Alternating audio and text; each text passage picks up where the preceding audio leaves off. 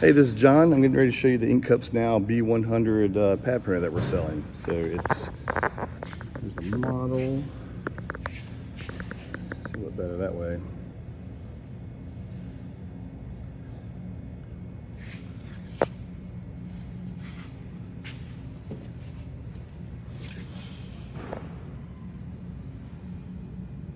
Kind of marked, made our own notes about how to make it go slow or fast. And we run this off just a standard air compressor. This is what probably a 5-gallon compressor, a couple horsepower, 110 volts, nothing special. And yeah, it's working fine. So let's take a look. Basically, the way these things work is underneath this is a sealed ink cup. It'll go back and forth to deposit ink into the plate. This is a silicone pad. It'll come down, squish, pick up the ink, come over here, and drop it on the shirt. We use it for mostly shirt labels, but you can use it for wood and other stuff. Potentially, maybe mugs. We never got really big into that. We never tried that. We actually have the ink, but I'll show you in a second. So we're just going to start it up.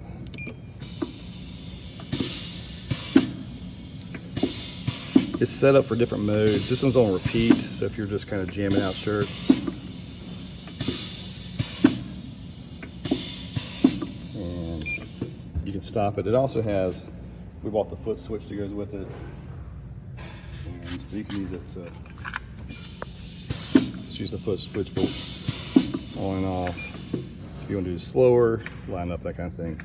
The foot switch is kind of nice. I always just use this. When I would tell my guys, if you're moving fast, you got to stop. This is your oh shit switch.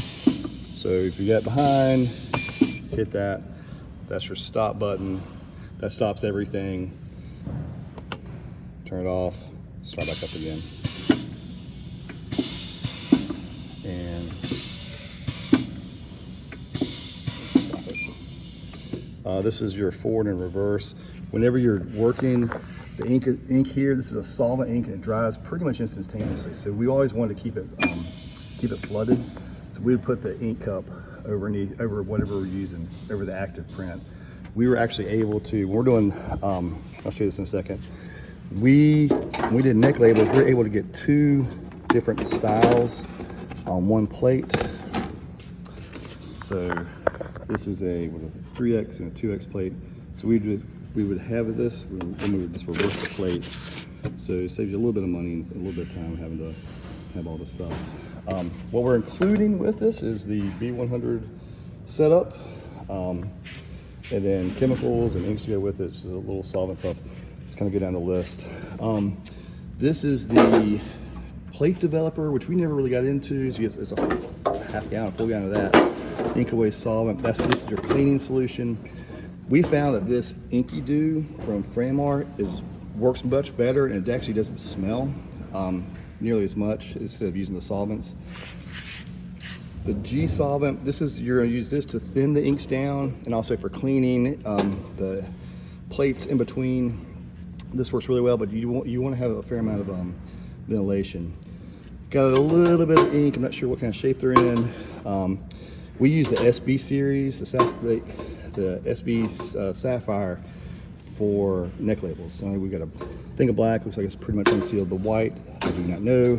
And then we have, I believe we're going to do a project doing glass. We have thinners, a white system. This is brand new, not even out of the box. This is all like fixture putties to make your own fixtures, which you use that for doing, golf balls or whatever. Glass ink, some solvents, that kind of thing. We just never got into it. Full manual, which has everything. And they have training video and all that kind of jazz. This came from our rep.